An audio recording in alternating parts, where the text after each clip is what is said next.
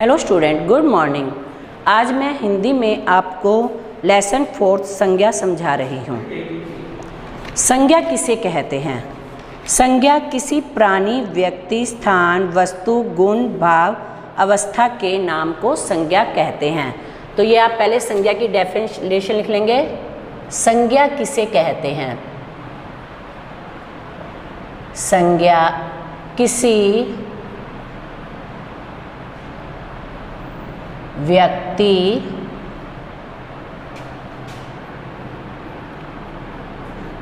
वस्तु, गुण, प्राणी,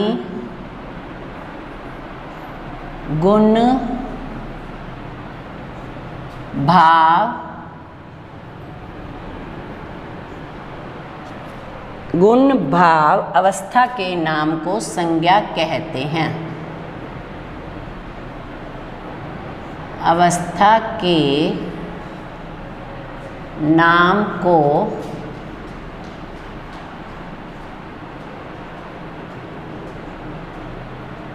संज्ञा कहते हैं।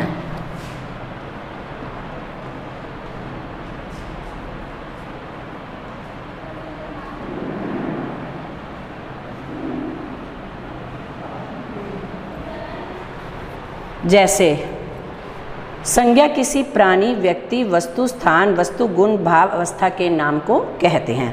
प्राणी में अब कौन कौन आ जाएगा? जैसे घोड़ा, पक्षी, मछली, कोई भी जानवर जैसे शेर, कुत्ता, आदमी, ये सभी प्राणी में आ जाएंगे। अब व्यक्ति में कौन कौन आ जाएगा?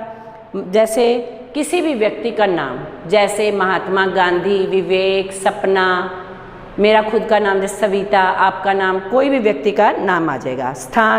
स्थान जैसे अपने श्रीलंका, जयपुर, राजस्थान, दिल्ली, कलकत्ता, चिड़ियाघर, कोई भी स्थान जैसे हॉस्पिटल, तो ये सब स्थान में आ जाएंगे।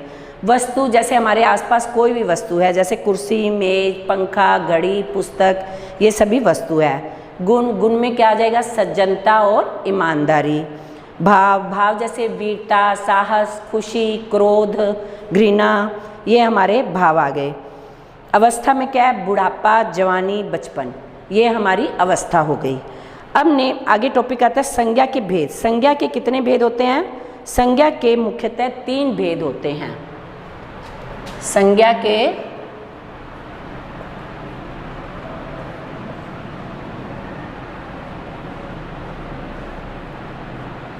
3 भेद होते हैं।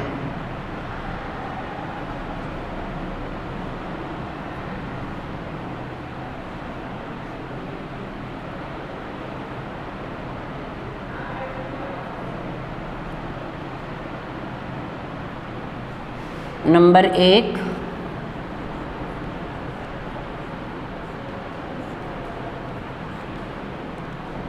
व्यक्तिवाचक संज्ञा।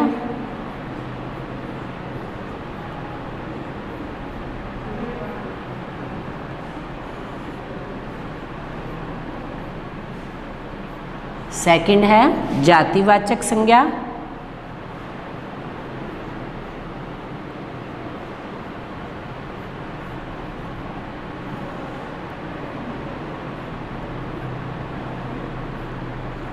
थर्ड है भाववाचक संज्ञा।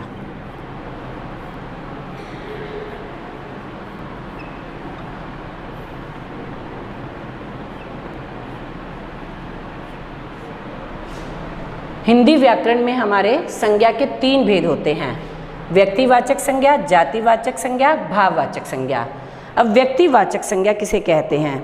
जिन शब्दों से किसी प्राणी, स्थान, व्यक्ति का बोध होता है उसे व्यक्तिवाचक संज्ञा कहते हैं। जैसे महात्मा गांधी, लाल किला, श्री राम, सूरज, रामायण, चेतक आदि, तो ये व्यक्तिवाचक संज्ञा कहलाती है। जातिवाचक संज्ञा जिन संज्ञा शब्दों से किसी प्राणी, वस्तु या स्थान की जाति का बोध होता है उसे जातिवाचक संज्ञा कहते हैं। जैसे मनुष्य, कुर्सी, गाय, नदी, मछली, ये हमें जाति का बोध कराते हैं। नेक्स्ट है भाववाचक संज्ञा। जिन संज्ञा शब्दों से किसी भाव का बोध हो, जैसे क्रोध का, खुशी का, घृणा का, खटास का, सुंदरता का बोध होता है, भाव होता है, हमें ये भाववाचक संज्ञा कहलाती है। तो हिंदी व्याकरण में तो हमारे संज्ञा के 3 भेद बताए हुए हैं, किंतु अंग्रेजी व्याकरण के अनुसार आजकल संज्ञा के 2 भेद और आते हैं, समुदायवाचक या समूहवाचक संज्ञा, पदार्थवाचक या द्रव्यवाचक संज्ञा। तो समुदायवाचक संज्ञा जिस संज्ञा से व्यक्ति के किसी समुदाय या समूह का बोध होता हो, समूह मीन्स एक समूह में रहते हैं, तो उसे समूहवाचक या समुदायवाचक संज्ञा कहते हैं। जैसे कक्षा में खूब सारे बच्चे होते हैं तो यह एक समूह हो गया। जैसे गुच्छा, अंगूर का गुच्छा हो गया, फूलों का गुच्छा हो गया, तो ये, और सेना में भी काफ़ी सारे जवान होते हैं, काफ़ी भीड़ इकट्ठी होगी, जैसे कोई सभा हो रही है तो भीड़ इकट्ठी होगी, तो ये समूह या समुदायवाचक संज्ञा कहलाते हैं। पदार्थवाचक या द्रव्यवाचक जिस संज्ञा सबसे किसी पदार्थ के या द्रव्य धातु का बोध होता है उसे द्रव्य या पदार्थवाचक संज्ञा कहते हैं। जैसे सोना, चांदी, पीतल, तेल, दूध, ये द्रव्य या पदार्थवाचक संज्ञा कहलाते हैं। नेक्स्ट है भाववाचक संज्ञाओं की रचना। कुछ शब्दों से भाववाचक संज्ञाओं की रचना की जाती है, तो ये मैं आपको 2 इसके एग्जाम्पल दे देती हूँ। वैसे बुक में सारा आपके दिया हुआ है, फिर भी मैं आपको समझा देती हूँ। तो इसमें फर्स्ट आता है जातिवाचक संज्ञा से भाववाचक संज्ञा बनाना।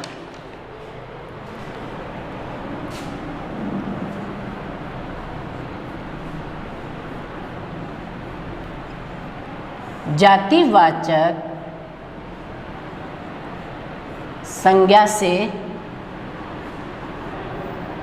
भाववाचक संज्ञा बनाना।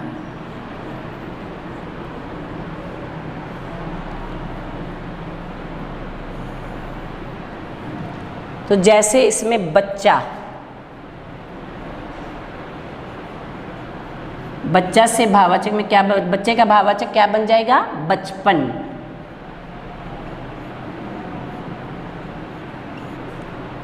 सेकंड है इसमें जैसे मानव, मानवता।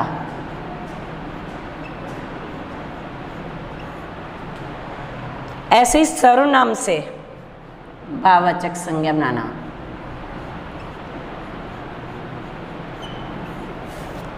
सर्वनाम से भाववाचक संज्ञा बनाना।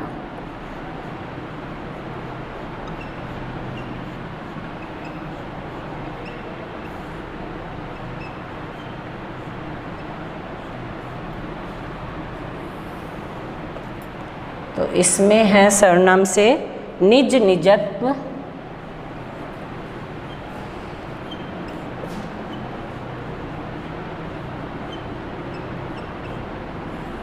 मम, ममत्व।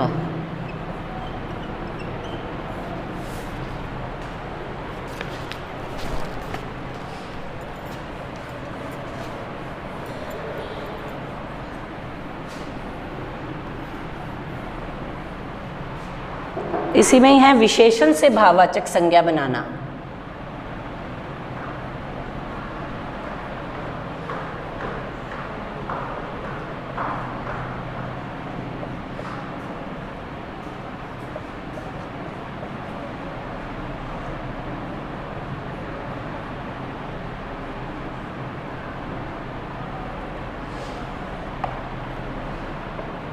विशेषण से जैसे कटु, कटुता।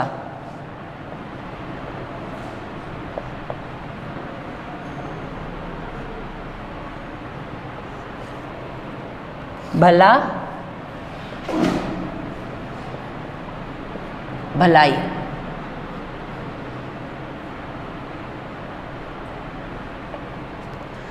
नेक्स्ट है क्रिया से भाववाचक संज्ञा बनाना।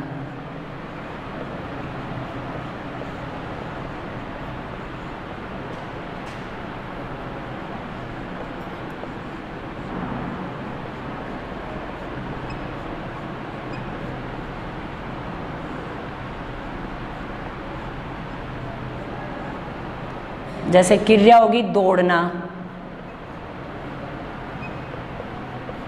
दौड़ना से दौड़।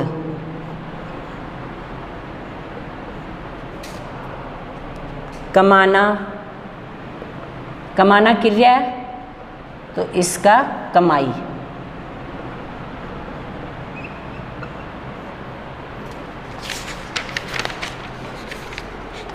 नेक्स्ट है क्रिया विशेषण से।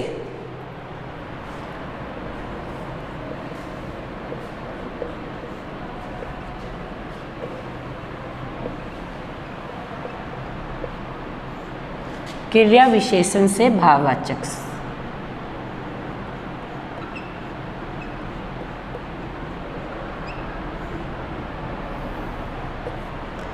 क्रिया विशेषण में जैसे आ गया निकट, निकटता,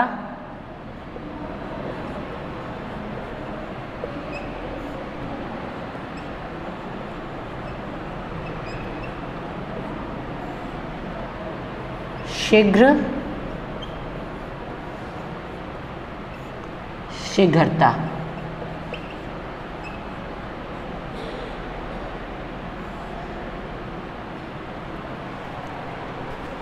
तो ये आपको अलग अलग क्रिया विशेषण से, सर्वनाम से, विशेषण से भाववाचक संज्ञा बनाना बताया गया है। अब मैं इसके वर्क की आपको पिक भेज दूंगी, वो आप अपनी बुक में, बुक एक्सरसाइज भेजूंगी, वो बुक में ही करना है आपने। Okay, thanks.